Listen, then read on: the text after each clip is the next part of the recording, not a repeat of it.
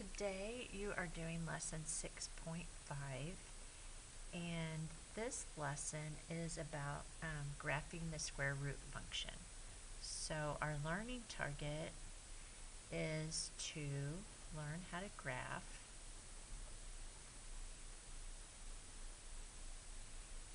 the square root function. So we've been working with a lot of roots, square roots, and ones with rational numbers. And so we need to know what its graph looks like. Okay, so when we first start graphing a new function, we usually start by graphing the parent function. So let's start by graphing the parent function. And remember, this is just the most basic of that function type. And we can start here and then we can compare everything to this parent function. So the most basic square root would just be the square root of x. So I'm going to start out by making an xy table. That's always a good way to start. Now remember, you can't take the square root of a negative number, so I'm not going to use any negative numbers here. If I plug in 0 and take the square root, I'd get 0. If I plug in 1 and take the square root, that's also 1. Now I'm not going to plug in 2 or 3 because those are not perfect square numbers. The next perfect square number would be 4. You can pick 2 and 3 if you want to, and you'll get decimal answers. And it's a little hard to put those decimal answers on the graph, but you can do it. Square root of 4 is 2. So now let's make our xy plane. And don't have any negative values right now, so I'm just going to make it mostly the first quadrant. Okay, so 0, 0, 1, 1, and 4, 2. So the square root function has a starting point, and then it is pretty flat as you graph it out. As you do more points, it goes up slightly, but it's fairly flat here. Okay, now we're going to talk about the domain and range of all these graphs. So the domain, remember, means the possible values of x. I think it's easiest to look at the graph. The x values, if you just kind of follow along, here's the x-axis, and all these x values are positive. They start at 0 and then they just get bigger. Okay, so you would write the domain as x is greater than or equal to 0. And the range we haven't talked about a lot, but the range are the possible y values. What happens when I plug in these positive y values? Well, the y values are also greater than or equal to 0. Okay?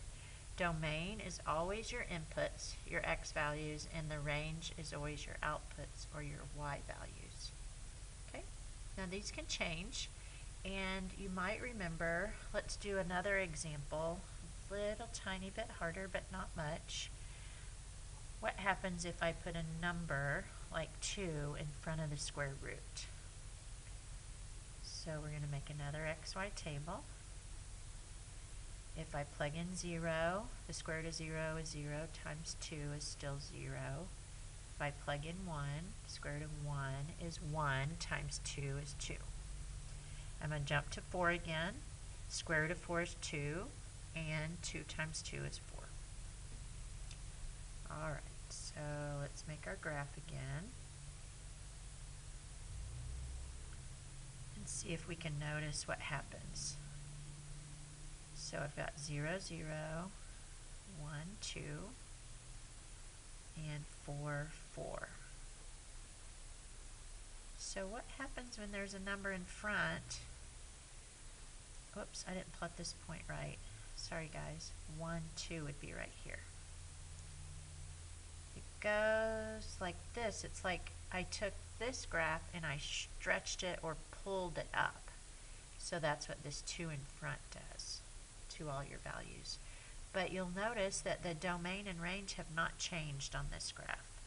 If I'm looking at my x values, they're all still greater than or equal to 0. And my y values for the range are still also going to be positive, greater than or equal to 0. Okay, now you'll remember from the other graphs that we've done this year, we can move these points up, down, and to the right and to the left. Okay, so let's just talk about this in general. So if I could have a number inside the square root, and I can have a number added or subtracted on the outside of the square root.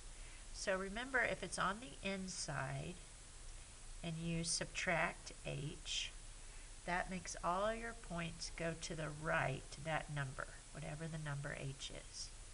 If I'm on the inside and I add a number, that makes all the points go to the left, that number. And when we did this before, we talked about how this is kind of the opposite of what you think would happen. If you have a number added on the outside, this makes all your points go up, just like you would think, that number. And if you're subtracting on the outside, it makes your points go down that same number. Alright, so let's do another graph.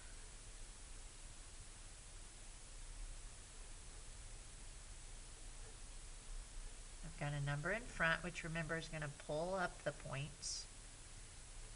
I've got a number on the inside, -1, and a number on the outside, +2. So when I start these graphs, I look at these two transformations, and I realize that all my points are going to go 1 to the right and up 2. And that's, when I say that, I'm starting with the parent function. Okay? And then this 3 is also going to change the values. So what I do is I take my starting point, which would be 0, 0, to get my graph started, and I move it according to the transformations in the graph.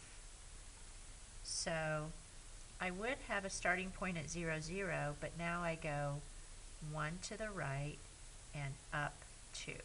So now my starting point is way up here. Okay?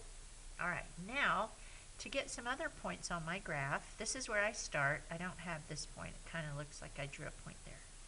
I'm going to get a couple more points by using a little XY table. What would happen here if x would equal 2? Alright, so I'm going to do the work right here. If x equals 2, I'd have 2 minus 1 plus 2. And that would equal 3 times the square root of 1 plus 2, which is going to equal 5. Okay, so if I plug in a 2, I get out a 5. Now again, I could do a decimal number, but I want a perfect square here, which would be 4. So since I'm subtracting 1, now I'm going to plug in 5 to give me another point on my graph. 5 minus 1 is 4. So let me plug in the 5. Okay, so I would get the square root, 3 times the square root of 4 plus 2. So that would be 3 times 2, because the square root of 4 is 2. 6 plus 2 equals 8. Okay, so let's plot these 2 points. 2, 5.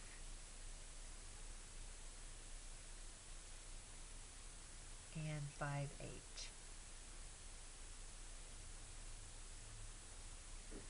See how that 3 in front really just stretches it up. Kind of flattens out here. Alright, so we need to talk about the domain and range again. This time, the transformations are going to affect your domain and range. The domain, the x values, they had to all go 1 to the right. So now, instead of it being 0, all the points are going to be greater than or equal to 1. Okay? And your range also changes because your y values all went up 2. So the starting point on the y is now greater than or equal to 2.